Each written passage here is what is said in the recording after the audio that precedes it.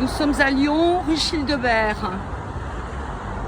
Au 24 de la rue Childebert se trouve le siège de McKinsey qui emploie environ 80 personnes.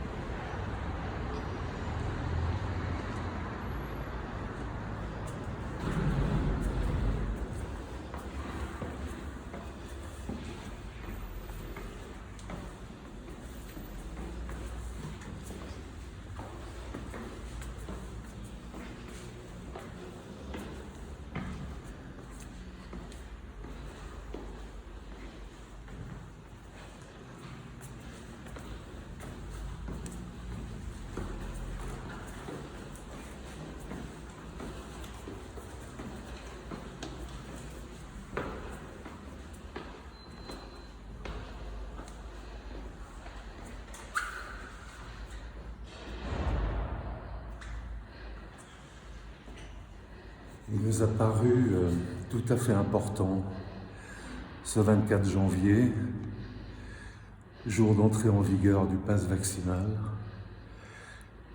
de venir faire un tour ici et de prononcer ce texte.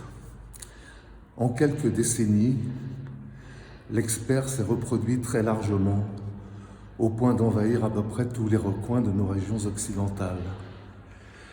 La chasse à l'expert a donc perdu de sa saveur, de son goût, mais d'un autre côté, elle devient accessible au plus grand nombre. C'est pour promouvoir chez chacun le goût de la chasse à l'expert que nous fondons ici le comité de chahut public, groupe Safari.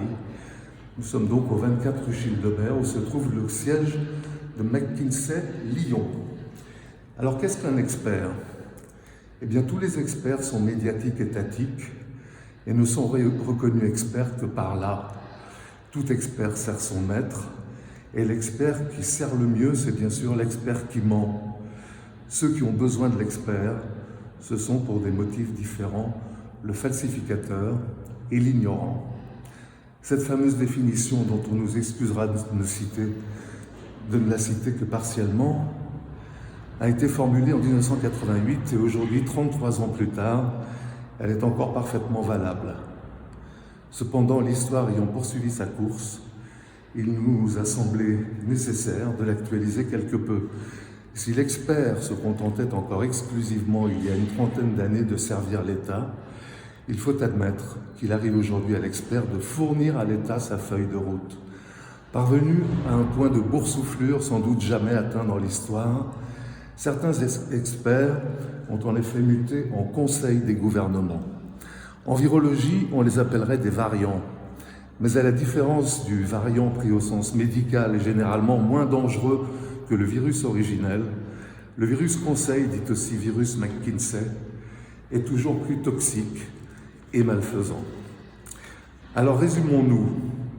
Il y avait donc l'expert de base, comique troupier, stipendié, chargé de maintenir l'ignorant dans son ignorance via les médias de masse et dégoisant à flux continu, ad nauseam et sans vergogne, récits invérifiables, statistiques incontrôlables, explications invraisemblables et raisonnements intenables. S'ajoute à lui désormais l'expert premium dont nous avons ici derrière cette porte quelques beaux spécimens.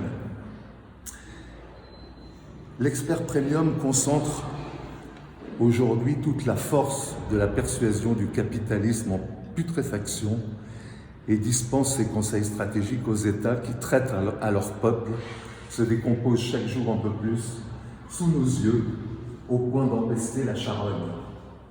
En faisant irruption chez McKinsey, qu'on appelle aussi la firme, ainsi désigne-t-on n'importe quelle organisation mafieuse, le groupe Safari du comité de chahut public se réjouit d'avoir investi un des repères de cette classe d'experts premium, grassement payé par Macron pour orchestrer la stratégie vaccinale dans notre pays. Encore peu visible en 88, la firme McKinsey sévissait pourtant déjà aux États-Unis, où elle a commencé sa carrière en 1926, probablement échappée d'un laboratoire. Depuis, profitant du processus de mondialisation, elle s'est développée au point d'irradier désormais tous les continents.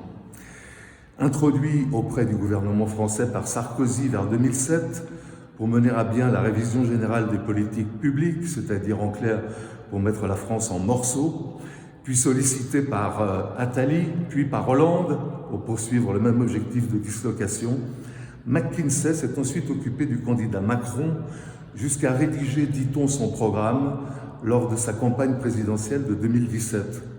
Il faut dire que Macron était déjà en cheville avec McKinsey depuis son passage comme rapporteur de la commission Attali, car c'est ainsi que se recombinent les virus. Arrivé aux affaires, Macron a intégré les experts premium de McKinsey dans certains cabinets ministériels, dont celui chargé du numérique, et dans son parti La République En Marche. Concernant maintenant la stratégie vaccinale, McKinsey a été officiellement chargé par Macron de la logistique, mais aussi d'autres missions d'analyse et d'accompagnement non explicitement rendues publiques à ce jour. Gageons que derrière cette porte, ces spécialistes du marketing coercitif et de la manipulation de masse savent, eux, précisément de quoi il s'agit. Vous étonnerez-vous qu'en août dernier, on annonçait qu'un ancien de chez McKinsey avait été recruté par Pfizer pour prendre la direction de l'innovation. Ce cabinet qui sévit dans tous les secteurs, de l'aérospatial à la défense, de la chimie à l'éducation, de l'énergie aux médias, a été gravement impliqué aux États-Unis dans le scandale dit des opioïdes.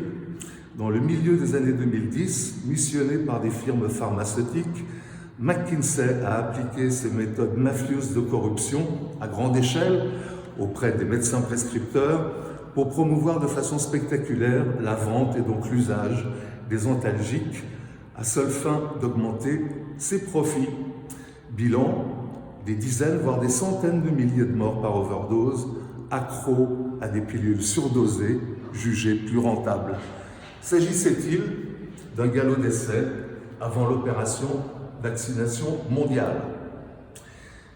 Si, comme l'a dit Macron lors de ses vœux aux non-vaccinés, la liberté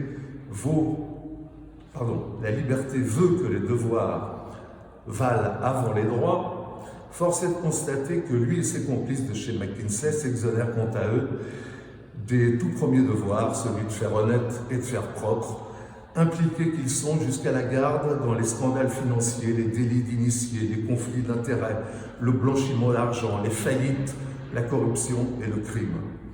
Voilà bien sans ironie l'hôpital qui se fout de la charité. Macron a également affirmé plus récemment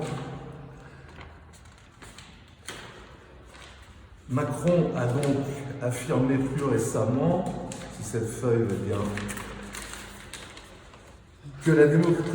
qu'en démocratie, le pire ennemi, c'est le mensonge et la bêtise. Et là, il faut bien entendu voir la parole d'un expert. On dit généralement que McKinsey tient par-dessus tout, comme le font les médias, à la discrétion et au secret. Le groupe Safari du comité de chahut public s'honore d'avoir contribué modestement aujourd'hui à rendre leur honte encore plus honteuse en la livrant à la publicité. Vive la lutte contre la tyrannie sanitaire, vive la lutte contre le QR code et son monde, solidarité avec tous ceux qui, partout dans le monde, se lèvent contre les tyrans. Je peux fermer là, c'est bon. Ferme. Tu l'as pas vu, hein? C'est dommage.